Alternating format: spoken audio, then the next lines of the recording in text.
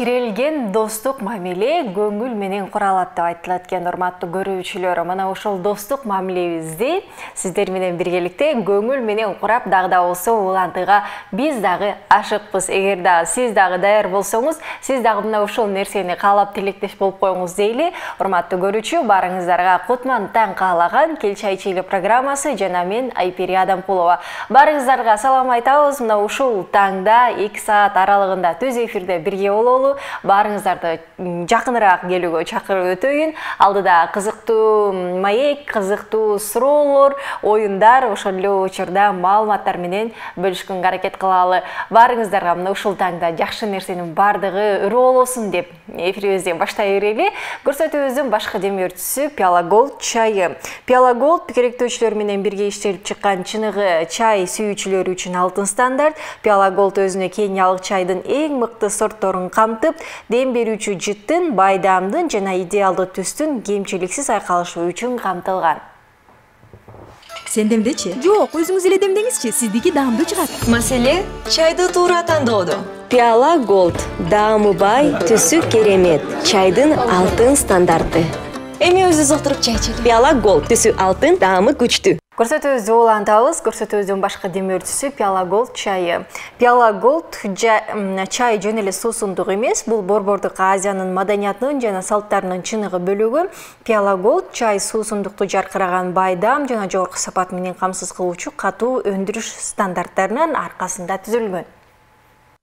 Сен демдечи? Жок, өзүңүз эле демдеңизчи, сиздики даамдуу чыгат. Маселе чайды туура тандоодо. Пиала Голд, даамы бай, түсү керемет, чайдын алтын стандарты. Эми өзүбүз отуруп чай ичели. Пиала Голд, түсү алтын, даамы күчтүү.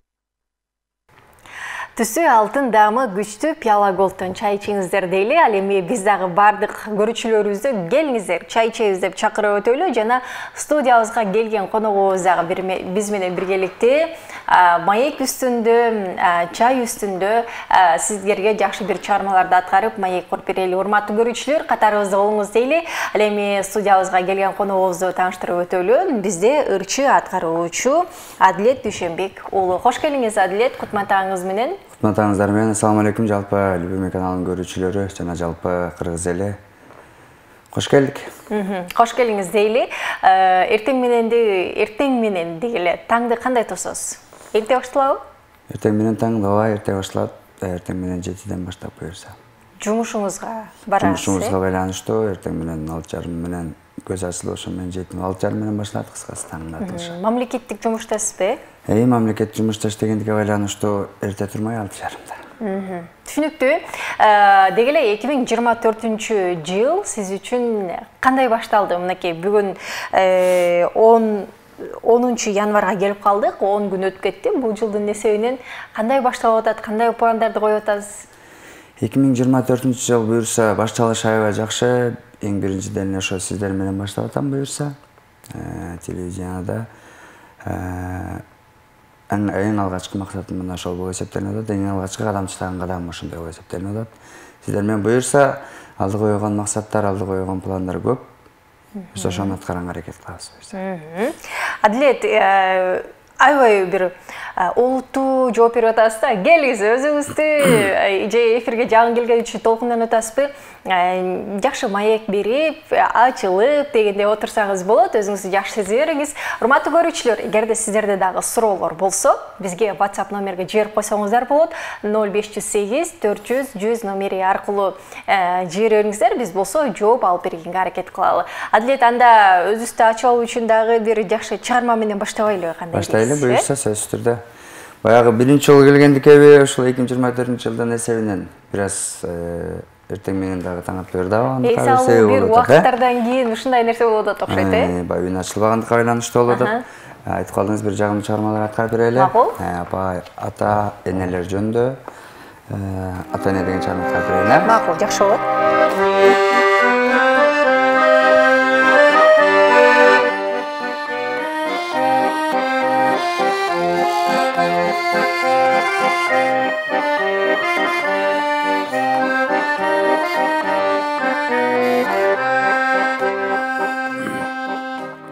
Чачымды тарасам да тарабасам, Көзгөгө карансам да мен каранбасам, бир гана апам мени танып кетпе, бир гана апам кебин ай табып кетпе. Кимим жупунубу аш кереби, жашомо кыш келеби, ай жаз келеби, бир гана апам менин ай сүйүп турат, бир гана апам мага айып турат.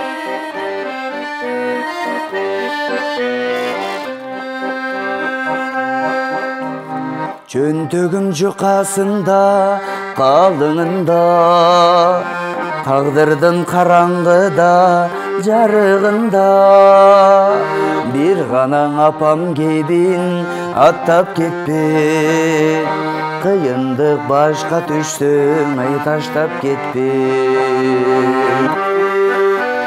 Кимим жупунубу аш кереби, жашомо кыш келеби, ай жаз келеби, бир гана апам менин ай сүйүп турат, бир гана апам мага айып турат.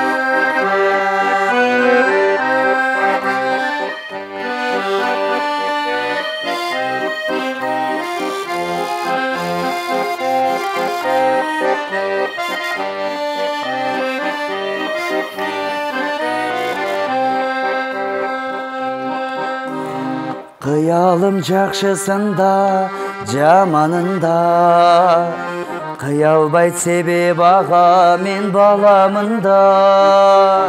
Апа кем жалгыз адам, апа кем чындап менин ай аярымда. Кимим жупунубу аш кереби, жашомо кыш келеби, ай жаз келеби, бир гана апам менин ай сүйүп турат, бир гана апам мага айып турат. Кимим жупунубу аш кереби, жашомо кыш келеби, ай жаз келеби, бир гана апам менин ай сүйүп турат, бир гана апам мага айып турат, бир гана апам мага айып турат.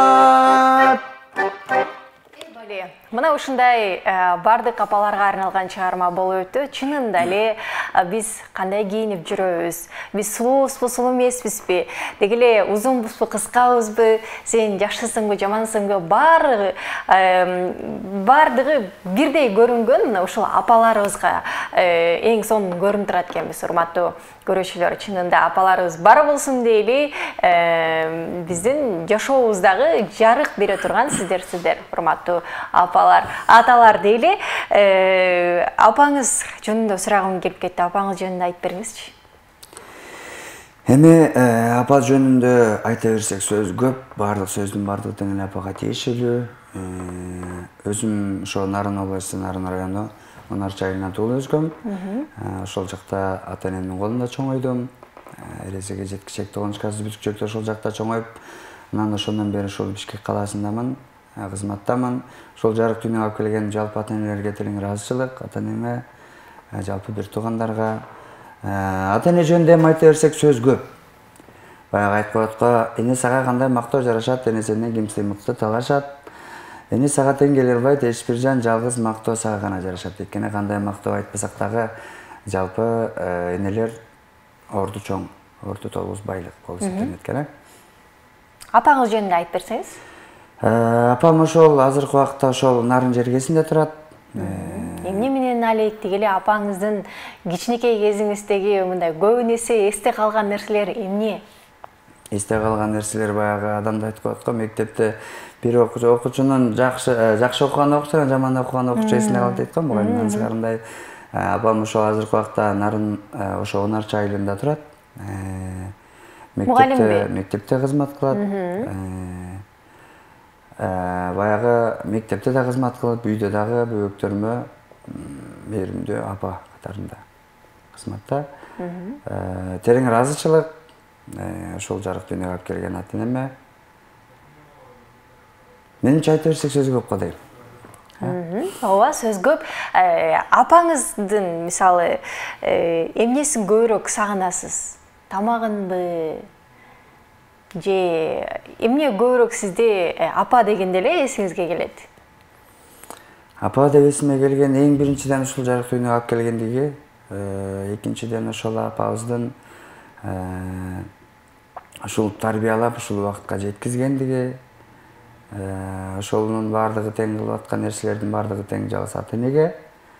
Дагы кандай десем, мен үчүн баягы айтып коет экен го, балам бала болгондо билерсиң деп коет го, ансыгарындай азыркы убакытта баягы буга чейин жаш болгондукка байланыштуу, азыр баягы үйлөнүп бала куралы болуп калгандан кийин ата эненин кадыр баркы чындыгында билинет экен. Ушул жарык дүйнөгө алып келгендегиси эң негизгиси. Ушул даражага жеткиргендегиси бул эсептелинет экен. Түшүнүктүү. Деги эле апаларыбыз бар болсунчу. Келиңиз, азыр сиздин чыгармачылыгыңызда кандай жаңылыктар болуп атат? Тамада болуп иштейсизби? Бир аз ошол кызматты кылып коебуз. Ушундай бир манераларыңыз бар экен да, мындай да, анал деген мындай да. Сүйлөгөнүңүздөн байкалып атат да. Азыр баягы тамада десе, кимден үйрөнгөнсүз негизи тамадалыкты? Тамадалыкты ошол эң биринчиден ошол Борбор шаарга келгенде жумуш башталганда ошол Төрөбек Жыргалбеков деген өзүм менен чогуу жашташ курак дос балам бар эле, мына ошол менен биргеликте ошонун жанында жүрүп, ал тамадалык кылганда мен жанында музыка коюп берип жүрчүмүн. Анан ошондон бир аз болсо дагы маалымат талим алдым деген ниеттемин. Азыркы убакта баягы эң негизги жумушум баягы мектепте болгондугуна байланыштуу кошумча жумуш катарында үй тойлордо бир аз тамадалык кызматта кылып жүрөбүз. Чыгармачылык чөйрөдө буюрса, чыгармаларды эми ушул 2023-тө бир аз жетишпей калган иштерге 2024 жетүү максатында бир аз чыгармалар бар. Буюрса ошолорду иштеп чыгабыз деген ниеттебиз. Кандай чыгармалар? Сен белең деген чыгарма бар. Күтөм сенден билдирүү деген чыгармалар бар. Кимдин чыгармалары алар? Сен белең деген чыгарма ошол өзүмдүн айылдаш Махабат деген кыз бар. Мына ошол кыздын чыгармасын калемине таандык. Күтөм сенден билдирүү деген дагы. Ага таандык, ошол Махабат деген кызга таандык. Бул ырларды жаздырып чыккандасызда? Буюрса, жаңы ошол ырдын сөзүнө обон жараткан, ошол обонду буюрса жаңычалап өзүңүз жараткансызбы? Ушинтип айтпайсызбы ана, мен обондун жараттым деп. Обон чыгарып койбой жаныңыз бар экен да? Бир аз. Баягы композиторлордон эң негизгиси, эң баягы көрүнүктүү таланттардын бири ушул обон болуп эсептенет эмеспи? Обон деле ар кандай убакта келе бербейт экен, ар кандай случайда келет экен. Ушул Сен белең деген чыгарма маршруткада кетип баратканда чыккан. Обону. Бир куплетти кайырмасы менен. Анан ошол убакта баягы обонду жоготуп ийбеш максатында телефондон уялбастан телефонду алып чыгып диктофонго жаздырып сактап калгам да. Ошондон анан чыккан чыгарма. Бирок көптөн бери ошол чыгармалар менен иштей элекмин. Элдик ырдап жүргөн ырлар менен ырдап жүргөндүккө байланыштуу өзүмдүн чыгармаларымды иштей элекмин. Анда алдыңкы убакыттарда күтөбүз, урматтуу көрүүчүлөр, катарыбыздан эч кайда алысабай туруңуздар. Суроолорду болсо биздин WhatsApp аркылуу номерлерге жиберсеңиздер болот.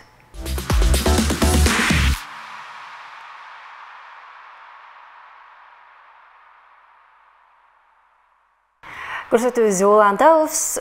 Piyala Gold керектөөчүлөр менен бирге иштелип чыккан чыныгы чай сүйүүчүлөр үчүн алтын стандарт. Piyala Gold өзүнө кениялык чайдын эң мыкты сортторун камтып, дем берүүчү жыттын, байдаамдын жана идеалдуу түстүн кемчиликсиз айкалышы үчүн камтылган. Сен демдечи? Жок, өзүңүз эле демдеңизчи, сиздики даамдуу чыгат. Маселе чайды туура тандоодо. Piyala Gold даамы бай, түсү керемет, чайдын алтын стандарты. Эми өзүбүз отуруп чай ичели. Piyala Gold түсү алтын, даамы күчтүү. Программабызды уланталы. Ал эми бүгүн биздин студиябыздын коногу ырчы Дүйшөнбек уулу Адилет. Адилет дагы бир чыгарма бизге аткарып берүүдөн мурун көрүүчүлөргө сиздин сурооңузду бердирип алалы. Эгерде сиздин сурооңузга ким биринчи туура жооп берсе, бизден белек бар. Көрүүчүлөр даяр туруңуздар, бизге WhatsApp номерибизди сактап алыңыздар. 0508 400 100 номери аркылуу бизге жоопторду жиберсеңиздер болот. Анда Адилет, келиңиз, сизде кандай суроо бар? Суроону берип өтөрө.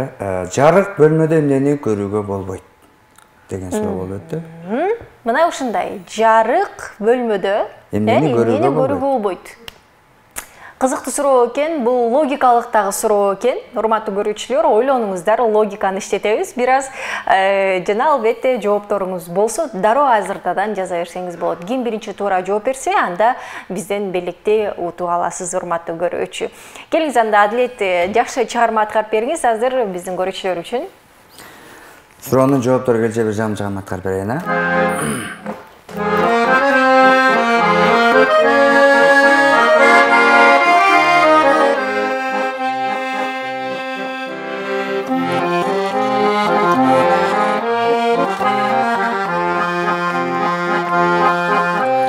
Айланчыктап сени көргөн кезимде ай жылдызды кара чумун ай көзүңдөн алан сайын ала качып карегим ата канат ошондогу ай көзермен Жылдар өтөр, жылдыз өчөр, жаштык өтөт ай жалын өчөр. Жалгыз гана сен өчпөйсүң ай сезимден.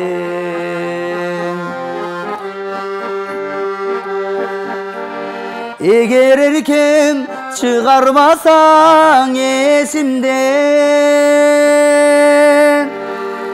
эркегем Эргүң алып ай көзүңдөн Элесиме, элесимең эркеле Эми минтип эт жүрөгүм ай эзилген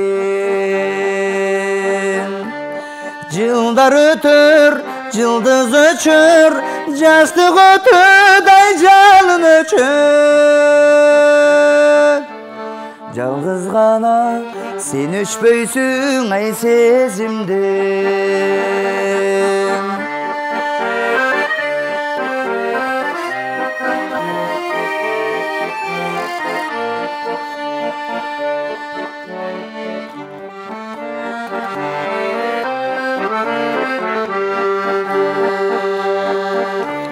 Болочоктун бакталайы сезилген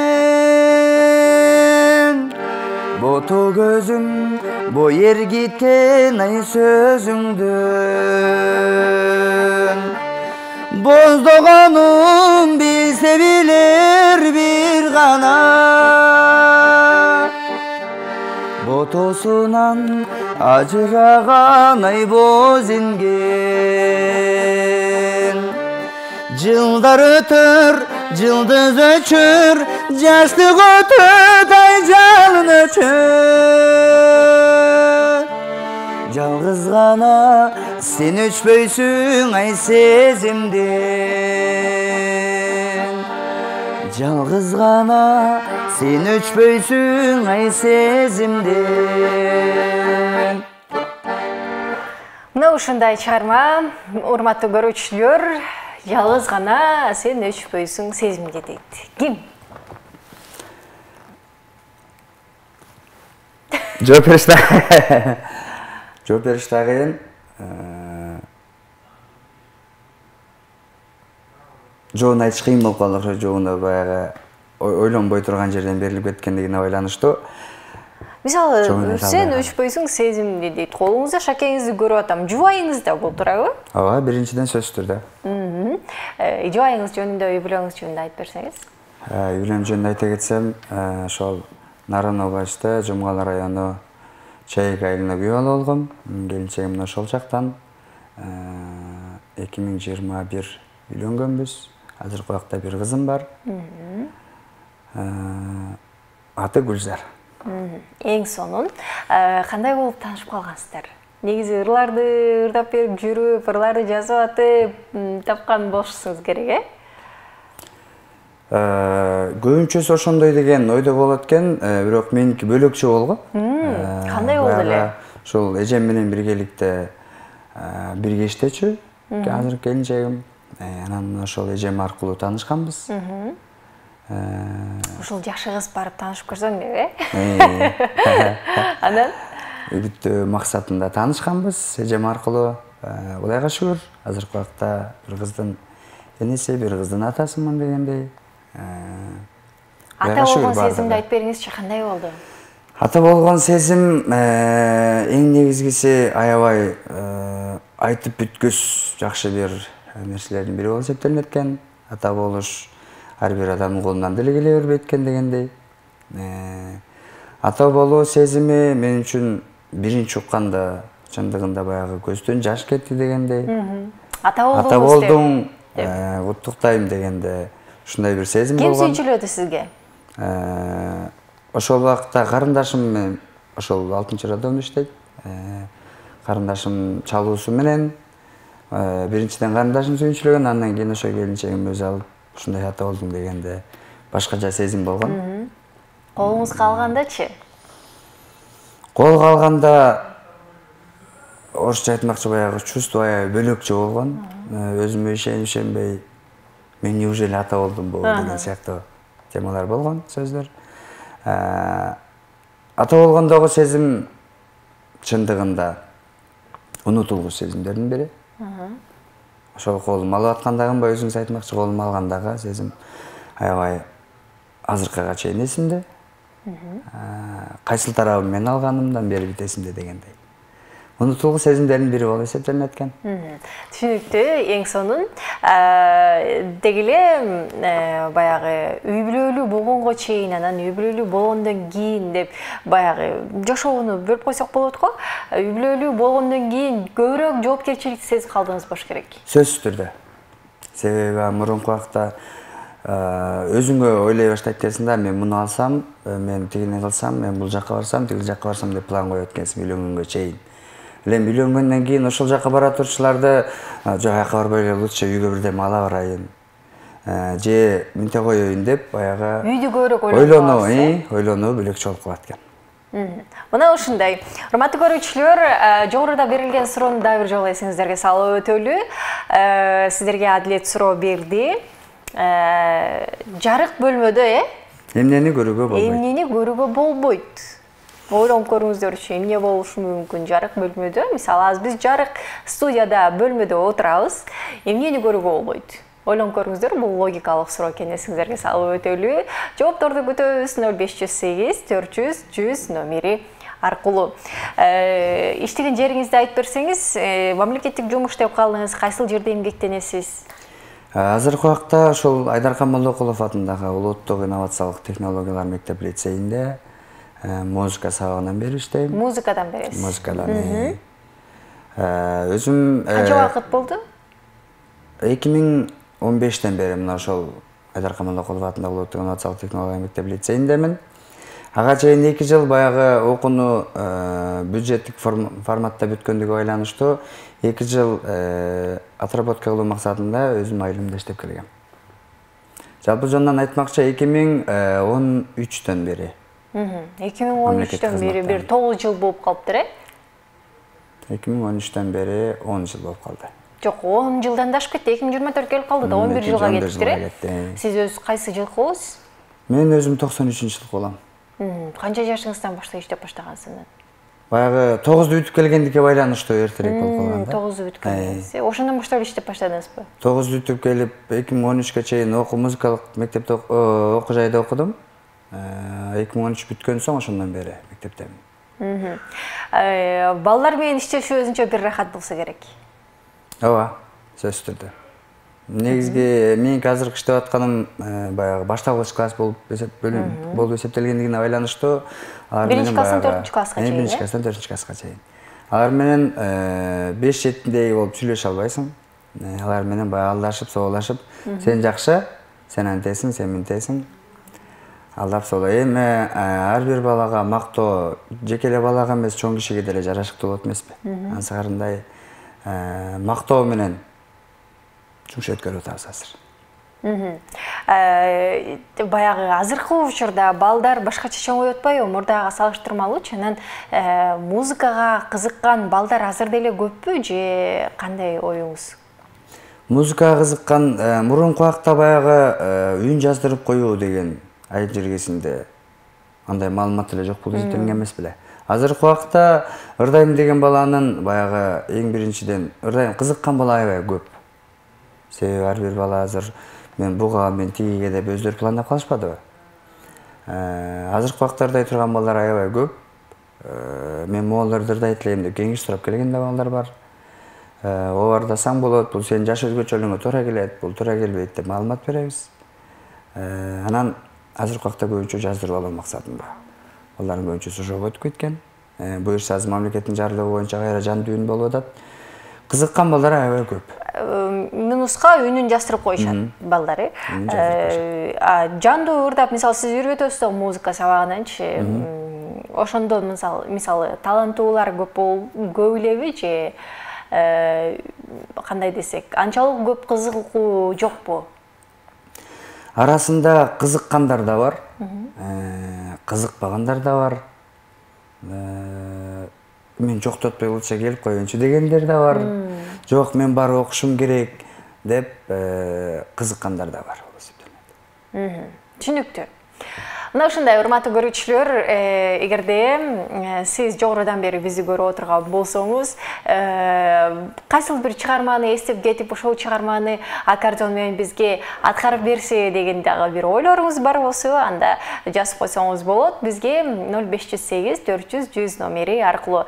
Алдыда биз маегибизди улантабыз, анан Адилет азыр бир аздан кийин кайрадан жакшы бир чыгарма аткарып бересиз да. Мына ушул чыгармаңыз жөнүндө айтып койсоңуз, элерге анонс катары коюп коелу, анан күтүп турушат. Хорошо. Азыркы кийинки аткарылуучу чыгарма Жүрөктө жаз деген чыгарма. Жүрөктө жаз деп аталат, урматтуу көрүүчүлөр. Азыр кыш болгонуна карабай биз жүрөктөргө жаз алып келели. Дайыма жылуулук болуп турса, сезим башкаларга да ошондой бир тартууланат экен. Ошондуктан урматтуу көрүүчүлөр, сиздердин жүрөктө дагы жаз болсун дейли, жылуулук болсун дейли, жүрөктү күлдөп соғуп турсун дейли. Азыр бир аздан кийин ошол чыгарманы аткарып беребиз. Эч кайда алыстабай туруңуздар.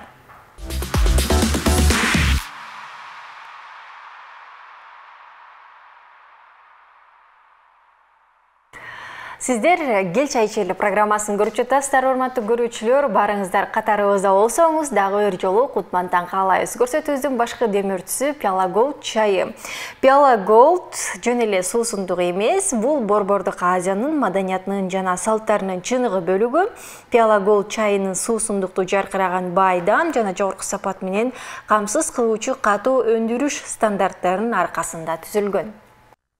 Сен демдечи? Жок, өзүңүз эле демдеңизчи, сиздики даамдуу чыгат. Маселе чайды туура тандоодо.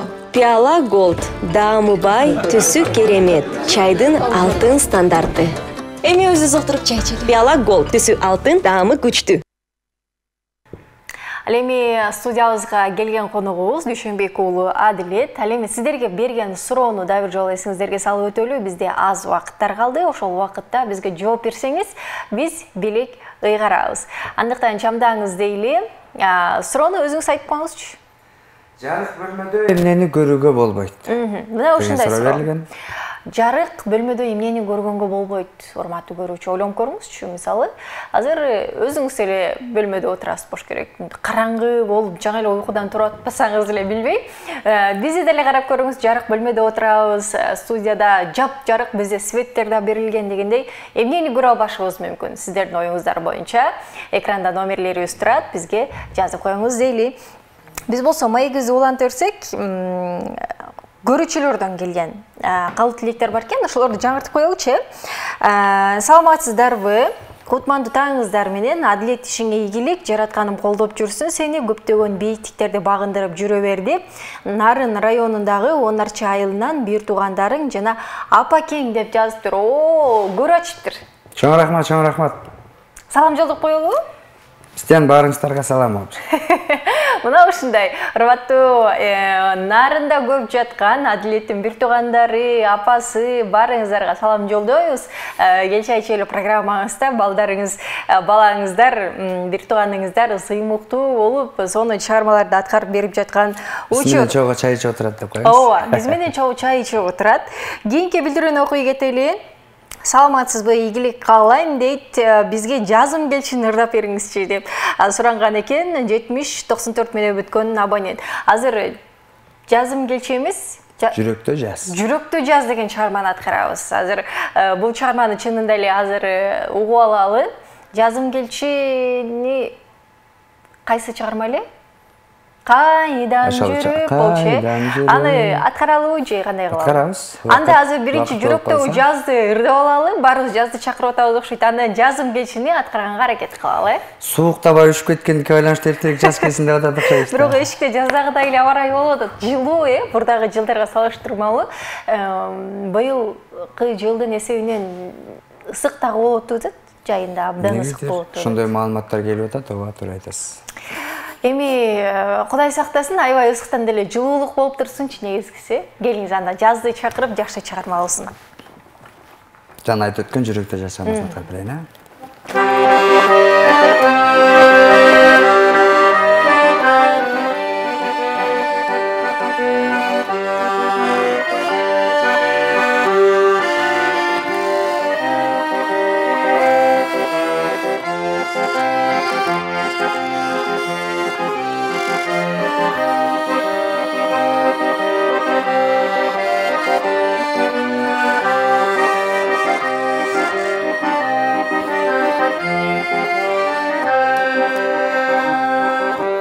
Asıl zatın azabımda jırgalım, sensiz bilibim kanday ötmök жылдарым салып алдым өзүң берген bir күйгө чертип жүрүп жүрөгүмдүн кылдарын жүрөктө жаз көчөдө жаз үйдө жаз кемибеген кебелбеген дүйнөм аз сен жаным көкүрөктүң очалым жер жүзүндө мендей болуп сүйгөн аз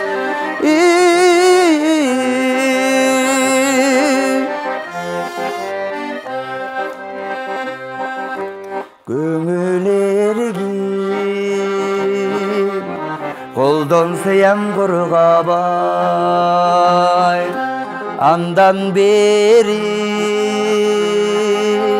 өттү жылдар бир далай кагып согуп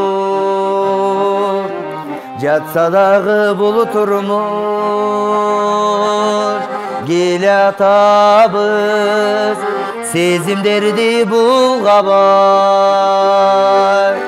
жүрөктө жаз көчөдө жаз үйдө жаз кемибеген кебелбеген дүйнөм аз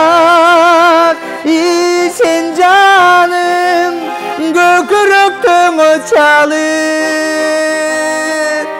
жер жүзүндө мендей болуп сүйгөн аз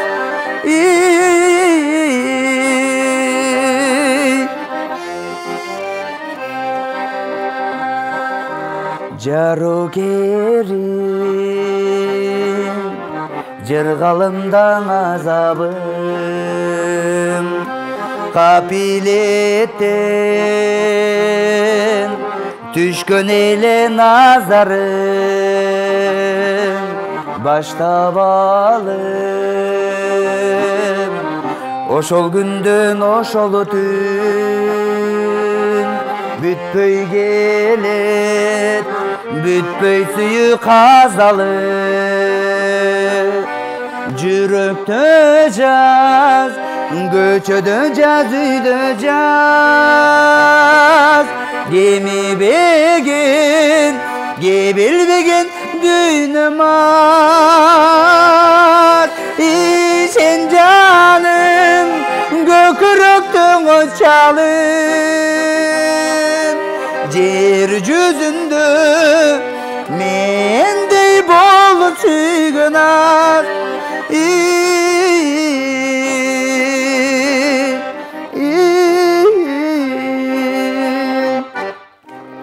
Шеркинай, мына ушундай сонун чыгарма болуп өттү.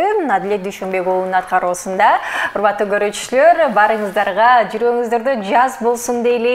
Деги эле жүрөк эмне жербеле жөн жаткандай деген сыяктуу эле ырсаптарында айтылгандай, жүрөк дайыма дүкүлдөп согуп турсун, жүрөктө дайыма сезимдер болсун. Ал жылуулук болсо, анда башкаларга да тартуулайт экенбиз да. Ошондуктан жүрөгүңүздөрдө жаз болуп турсун дейли, урматтуу көрүүчүлөр. Биз болсо көрсөтүүбүздү уланталы. Адилет, айтсаңыз, негизи эмне үчүн чыгармачылыкты тандап алдыңыз? Бул кичинекей кезимден бери эле музыкага аябай кызыккандын бирден бир себеби болуп эсептелинет экен. Себеби баягы мектепте окуп жүргөн кезде жанагы орус тилде Кичадаев анан Пушкин деген чыгармалар бар го. Ошолорду канча окусам да жаттай алчу эмесмин да. Шунча канча окусам да жаттай алчу эмесмин, бирок ушундай баягы обону менен ырдалып келген чыгармаларды 3 жолу 4 жолу окусам обону менен жаттап калчумун сөзүн дагы. Анан ошонун бирден бир себеби музыкадан 5 окучу экенсиз да? Музыкадан 5 окучумун. Ошол музыкадан сабак берген эжейим да ушул багытка мени жөндөп, өзү ошол 9-ду бүткөндөн мен ушундай жака бар деп маалымат берип, мына ошол жакта окуп бүткөн соң баягы дипломду отработка кылыш максатында айылга барганда ошол эжейим кайра өзүнүн ордун бошоп берген да мага. Ушундай көмөгү аябай чоң, жардамы чоң, терең ыраазычылык. Аты ким? Аты Зура деген эжебиз. Бирден бир себеби баягы үйдөгү ата энем экөө тең ырдайт. Бир туугандарым ырдайт. Менимче ата энемден калган. Тармакта алып кетишкен жокпу, Жок, бул тармакта эмес, өзүнүн ошол жашоодогу тармактарын алып кетишти. Ата энемден өттү го деген немедемин, ойдомун. Себеби ата энем экөө тең ырдайт. Бир туугандарыңыз да чыккан жокпу? Бир туугандарымдан мындай ырдап жүрүшөт, бирок баягы ошол чыгармачылык жөнүгө аябай берилген жок, кызыккан жок. Карындашым музыкалык окуу жайды бүткөн, азыркы убакта баягы декреттик деп коет го. Өргөдө. Мектепте мугалим болуп иштеп жүрдү убагында. Азыркы убакта декреттик өргөдө. Мына ушундай урматтуу көрүүчүлөр, баягы чыгармачыл үй бүлө ата эне кандай баягы тарбиясын ошондон эле башталат экен да. Үйдө кандай болсо, ата эне баягы бала ата эненин көргөнүн кылат деп коет го. Алар ырдап жүрсө, сиз да ырдагыңыз келди, анан ошол нерселер башталды да, кыялдар, Ооба, сөзсүз түрдө. Жакшы, келиңиз анда азыр жазым келишин аткарасызбы же кандай? Аткарып берели, элдин суранышы боюнча. Азыраак кылып аткарсаңыз жакшы болот, анткени бизде убакыт аз калды. Макул.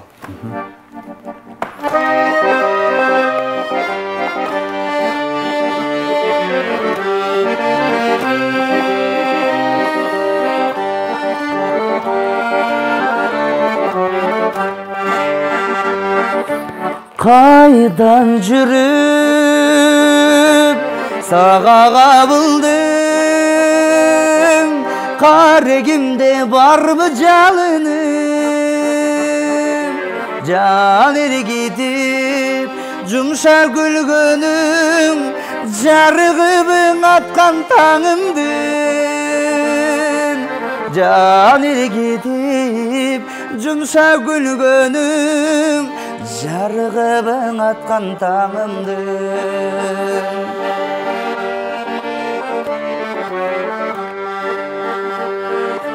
Булбулсуң бул, Kuşlar bağında anda gelip komşu şağıma Bıçağımdan orun bereyin Güttüm ele gülüm sağına Bıçağımdan orun bereyin Güttüm ele gülüm sağına Kılgırasın nege munçalık Kirpiğinden sırdı nur tamır Caz gülü bolson cıparındı çat Cadırasın canım tınçalık Caz gülü bolson cıparındı çat Cadırasın canım tınçalık Cadırasın canım tınçalık Бали, колчаулар мынакей көрүүчүлөрдүн суранычы боюнча дагы бул чыгарманы аткарып өттүк. Ал эми бизде болсо жооптор келиптир. Саламатсыздарбы? Жарык бөлмөдө светти көрүүгө болбосо керек дейт. Бул туура эмес болуп калды. Свет бар да, жарык бөлмөдө свет бар үчүн жарык болуп атат дегендей. Кийинки жооп бар экен. Саламатсызбы? Жарык бөлмөдө караңгыны көрүүгө болбойт дейт. Туура. Бул туура, э? Жооп туура. Жооп туура. Анда 21-70 менен бүткөн абонент сизди чын жүрөгүбүздөн куттуктайбыз. Адилет, сизге ыраазычылык билдирели. Келгендигиңиз үчүн ийгилик каалайбыз. Чыгармачылык бул бизден сизге белек болсун. Чоң рахмат, чоң рахмат. Барып чай ичип коюңуз, э? Үй бүлөгүңүз менен, жубайыңыз менен биргеликте келгениңиз үчүн ыраазычылык билдиребиз. Ал эми урматтуу көрүүчүлөр, биз сиздер менен коштошпойбуз. Болгону кийинки эфирден көрүшкөнчө амандыкта болуңуздар. Баарыңыздарды жакшы көрөбүз. Күнүңүздөр сонун улансын дейли.